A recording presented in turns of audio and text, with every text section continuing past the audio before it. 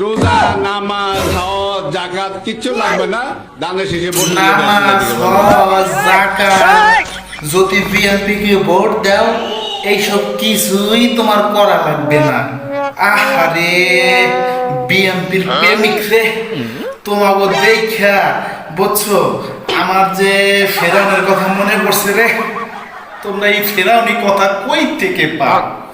তোমাকে ভিতর কি মনুষ্যত্ব কি একবারে উঠে গেছে? নামাজ রোজা কি পড়ো, আল্লাহ কি ভালো জানে।